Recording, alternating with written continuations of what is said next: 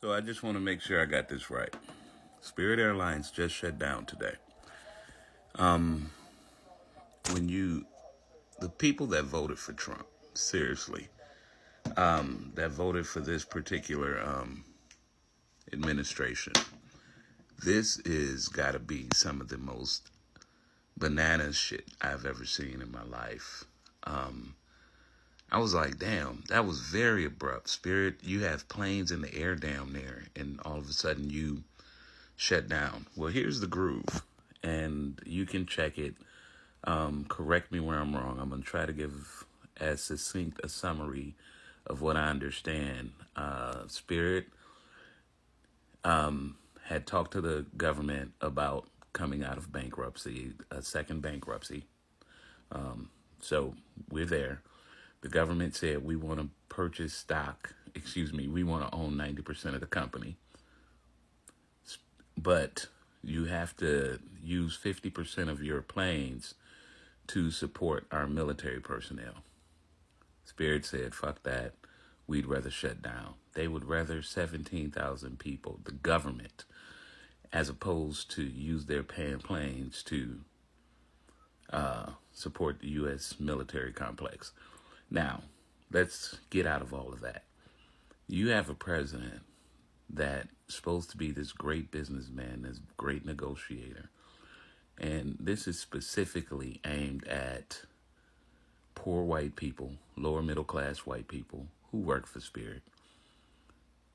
That 20% of black males that voted for this administration, the white women that voted for this administration, he has decimated this economy. Mind you, these negotiations started because of the gas prices.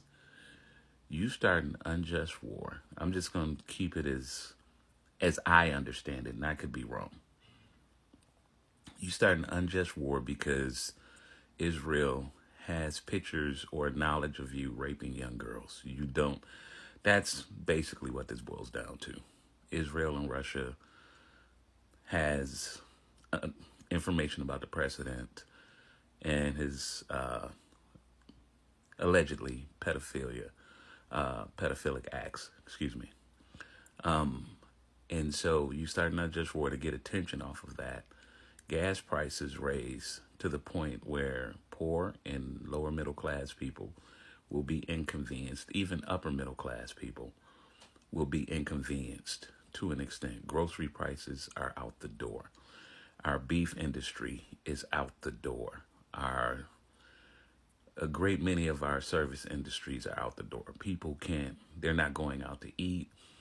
And this has a snowball effect, so to speak. But when you think about overnight, this administration, Trump specifically, caused 17,000 people to lose their jobs. This is madness, people. This is just madness. And at the end of the day, you got to think about what W.E.B. Du Bois said back in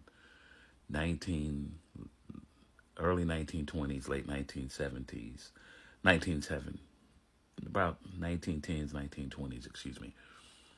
He said, what's going to destroy this country will be racism.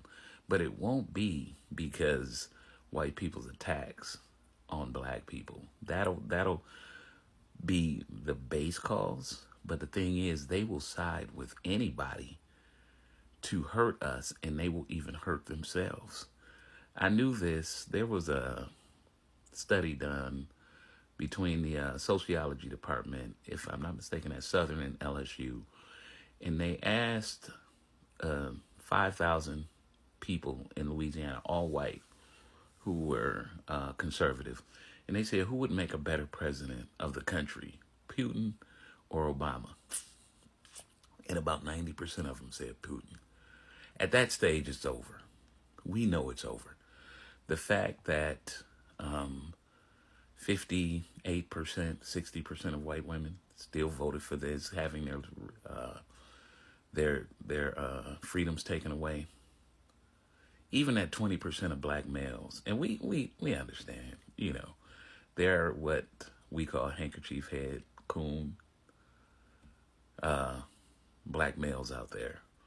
But at this stage, I'm not sure if there's a comeback for this. The Voting Rights Act, the Civil Rights Act, the Supreme Court voted down the other day. Louisiana immediately acted on it, and other states will too. So, only thing that can happen right now is if poor and lower class conservative white people who they think are still red supporting vote against it in the votes. Other than that, the districts have been, revamped, all of that. If we have a midterm vote, I would be surprised. But you all have to look at this as you did not want a competent black woman usurping incompetent white pedophilic male. Peace.